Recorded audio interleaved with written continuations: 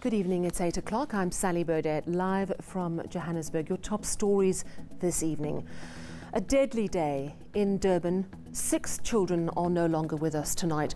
3 died in a motor accident this morning and 3 siblings killed in their home in a suspected family shooting this afternoon.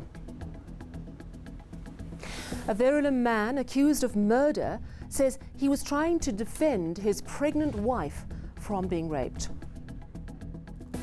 And what's going on in the DA-run municipality? A Jobs for Pals scandal could blot their good governance record. We start here with 2 tragic stories from KwaZulu-Natal. This morning, 3 school children were struck by a taxi in Newlands East and died on the scene. The driver of the taxi has since been arrested. And then this afternoon, in another incident, this time in Montclair, an entire family killed, husband, wife, 3 children. Well, our reporter David Makhura in Durban has covered both of those stories. He joins us now from our Durban studio. Good evening to you, David. What an absolutely tragic day, not only for this province, but also for the country as a whole. Let's start with what happened on the road. We understand these children were actually just walking to school. That's right, Sally. Early morning walk to school. In fact, they were scheduled to write an exam today. And as we understand it, as they were walking along this road, not far from their school, in fact, there was a taxi that allegedly skipped a red robot and struck them. And the saddest thing is that from the point that they hit them, the taxi dragged these children for several meters before coming to a rest, and in its wake leaving 3 bodies and a 4th child critically injured. In fact, as we speak, she's still in hospital. Now, we understand that the taxi driver has been arrested. Do you know what he's likely to be charged with? There has been talk in the past that it should be a murder charge. He's facing culpable homicide charges at the moment, and in fact he handed himself over after fleeing the scene, and police had initially interviewed him to establish whether they were going to in fact charge him. That has happened, and he's expected in the Intuzuma court soon on those culpable homicide charges. All right, let's now move to the second incident, which occurred this afternoon in Montclair. A family of 5 killed. Can you confirm, was this a murder-suicide, or could it have been a situation with an intruder? We understand as well that the mother who died was a magistrate. That's right, Sally. In fact, the official line from police is that they are investigating an inquest and 4 murders, and that they recovered 1 gun from the scene. But we have it on good authority that it was in fact a murder-suicide.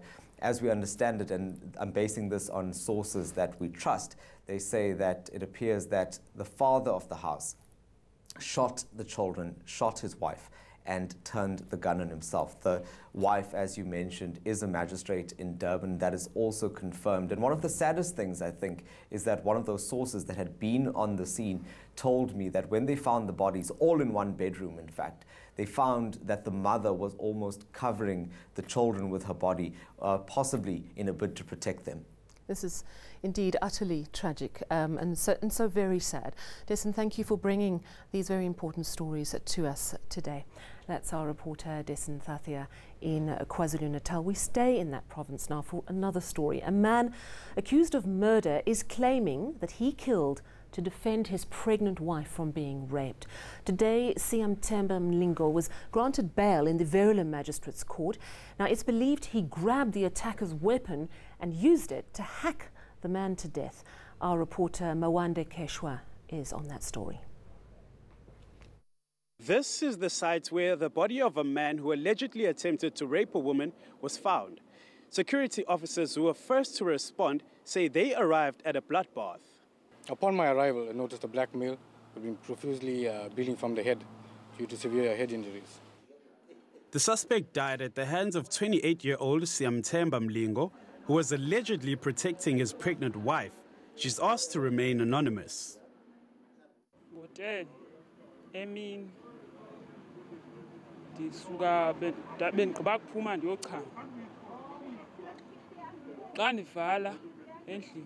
bekhona la muntu aphusha uqanga lo bhuti lo uphethe ngicele afike awubeke kanje la emqaleni kum andipushele edongeni kazulayo into ifasipoti enandinxibile ubekile ubhushu la emqaleni ndakhala ekukhaleni kwam waphuma umyeni wami ikamereni ebelele kum weza ke bathithisana ke ngalo bhushu uphethwe ngubhuti. Mlingo has since made a brief court appearance on a charge of murder. He's out on 1,000 rand bail. Community members here say they are living in fear.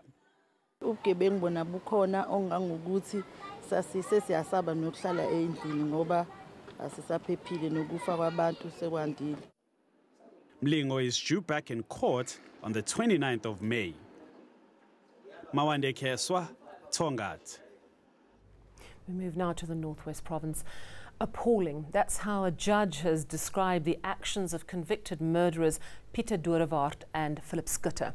The two killed teenager Matlomola Moshweo, apparently for stealing sunflowers in Kolini.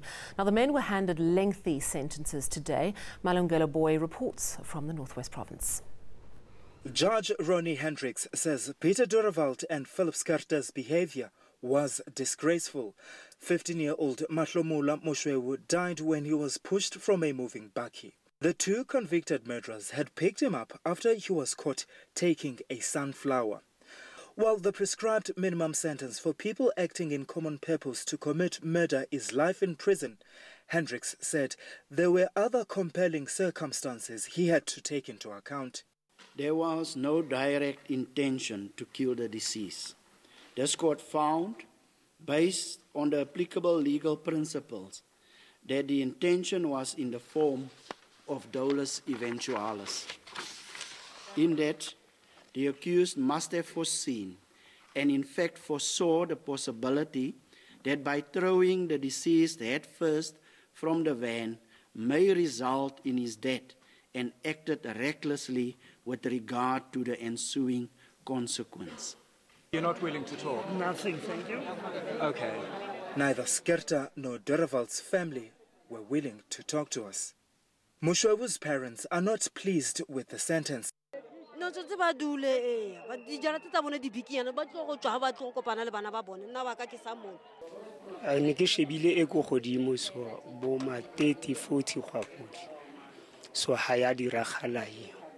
Skutter and Durban are set to spend 18 and 23 years behind bars, but not if AfriForum has its way. The lobby group has already indicated it will appeal on behalf of both convicts. But what's not clear is when will that happen. Malungelo Boy, Mahikeng in the Northwest.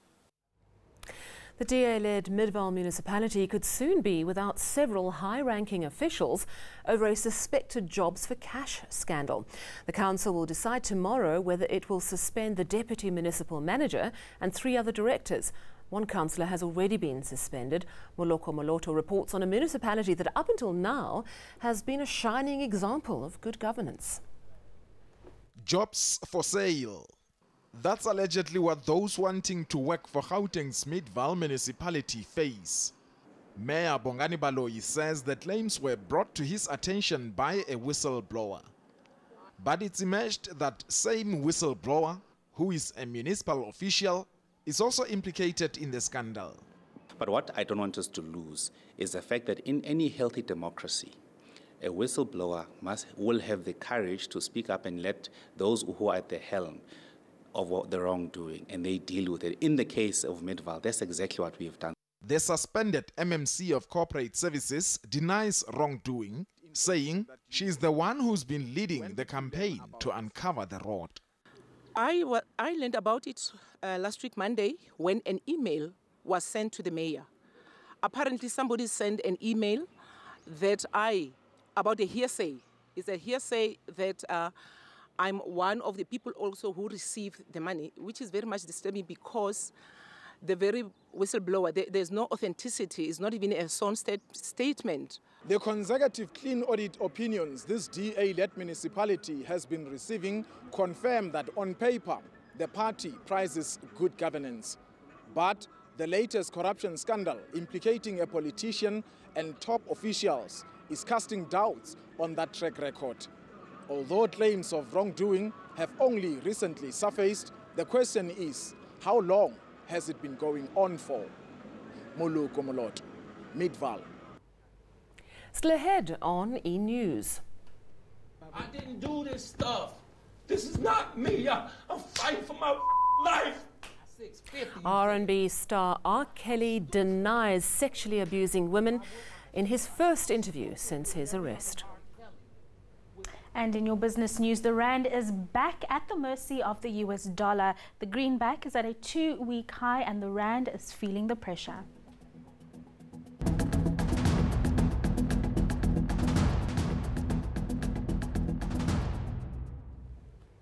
Well, it's time to talk business now with Rufiwe Madzena. Yesterday, of course, the Gauteng budget was delivered. Premier David Makhura speaking this morning at a breakfast. He had a number of controversial things to say about foreigners. Let's first listen to what he said, which he claims it's not a xenophobic comment, but he does talk about violent crime, drugs and Nigerians in the same sentence. Let's take a listen to that first. In some specific crimes, specific nationalities of foreign nationals are involved. In some specific crimes. Drugs, there's specific nationalities involved in drugs. Violent crimes and murders, including cash in transit heists, there's specific nationalities involved. We don't want to make Nigerians in general a problem. But we must ask the question, how do we have so many drug dens that are operated by Nigerians in our country? It's not xenophobia.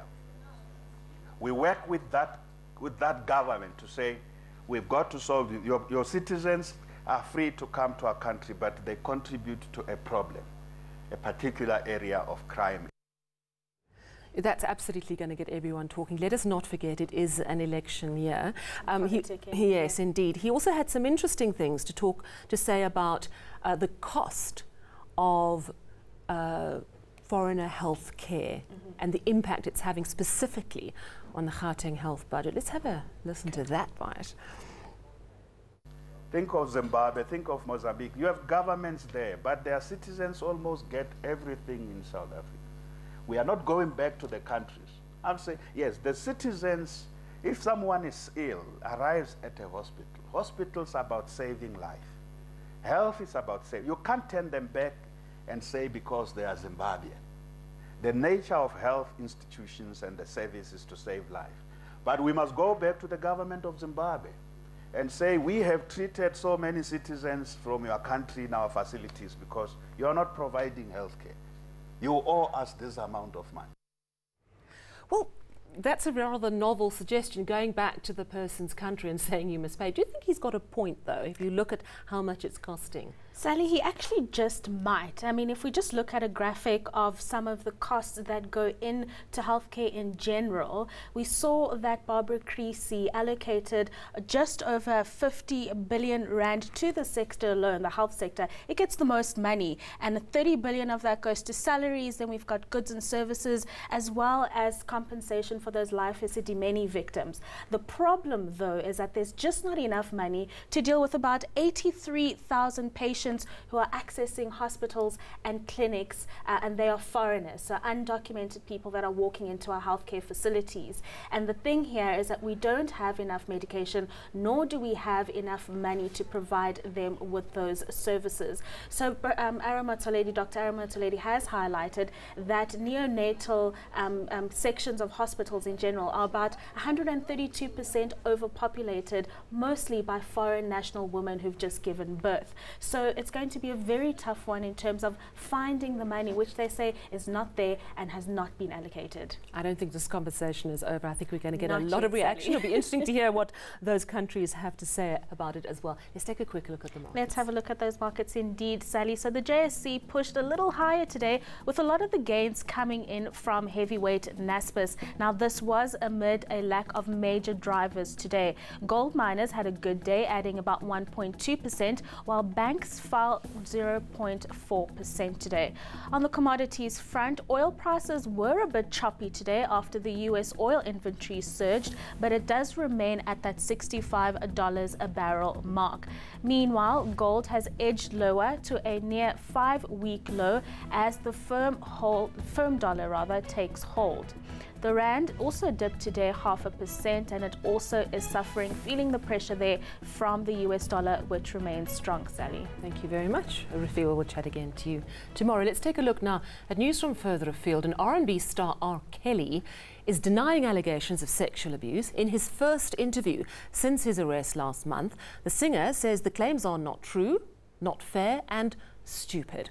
Kelly is charged with 10 counts of aggravated criminal sexual abuse, some involving underage victims.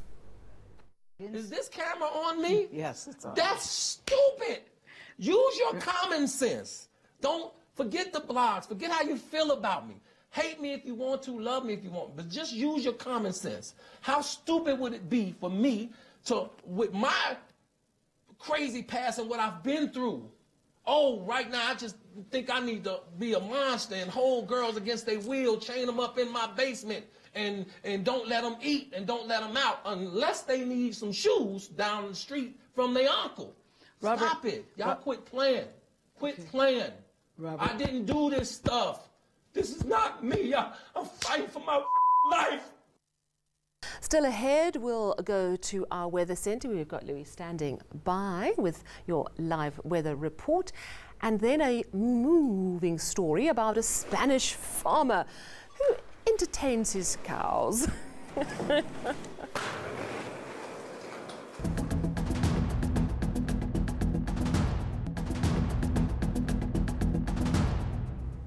Let's get your weather news from Louis in Cape Town. Good evening to you, Louis. How's it looking?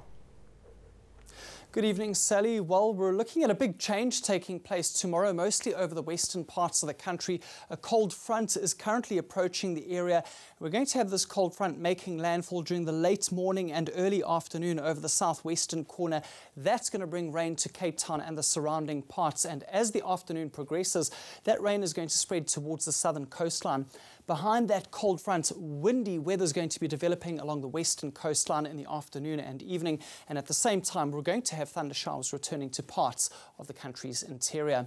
But let's look at your city forecast. Some of those thunderstorms into the northern Cape, mostly in the eastern half of the province, while in the west, we're going to already see a little bit of cooling taking place ahead of the cold front. And while the day is going to start off dry for the Western Cape, as we've just seen, the rain will be spreading across parts of this province, starting up over the peninsula and reaching the Garden Route by evening. Thunder showers returning to parts of the Eastern Cape, and while it's going to be a hot day, it certainly won't be quite as hot as it was today in that area. But for KwaZulu-Natal, staying very hot and humid over this province, and just a few thunder showers closer to the Drakensberg and in the far south. A few thunderstorms popping up on the Mpumalanga Highveld in the afternoon, and while in Limpopo we will also see some storms, those will be confined to the far western parts of the province. Thundery weather once again developing in the northwest. That won't stop temperatures from climbing above 30 degrees in the province, and there is up to a 60% chance of thunder showers in the Free State, so we're going to see some thunderstorms in the area as well. Similar conditions for Gauteng with another hot day expected. Johannesburg, you reach 30 degrees. Let's take a look at what Friday brings to your parts of the country, and that cold front will bring much cooler and wet weather to the Eastern Cape. 21 degrees as a high for Graaff-Reinet. And then for the start of the weekend, cooler air also reaches Gauteng, but those thunder showers will hang around. Johannesburg, you reach a high of 24 degrees. That's all from the Weather Centre. Sally, I'm looking forward to that Spanish cow story. Thank you very much, Louis. If you've had a rough day, you might want to try this relaxation technique pioneered by a Spanish farmer. After a hard day's work tending to the cows, he transforms his barn into a mini freestyle roller skating park. He's got bright yellow skates. The 33-year-old jumps onto a platform, grinds his blades sideways on a rail. He does a backflip and he lands in front of his gentle-eyed spectators. He says the cows are his audience and they always support him. They never boo at him, only moo, I would imagine. He's won various medals in skating championships, but when asked what is more important, cows, skating Pablo Pato replied, "The cows, of course." Very moving. Before we go, let's just recap your top story. A deadly day in Durban. 6 children are no longer with us. 3 die in a traffic accident. 3 siblings killed in their home in a suspected family shooting this afternoon. And that's your news from me and the team. Good night.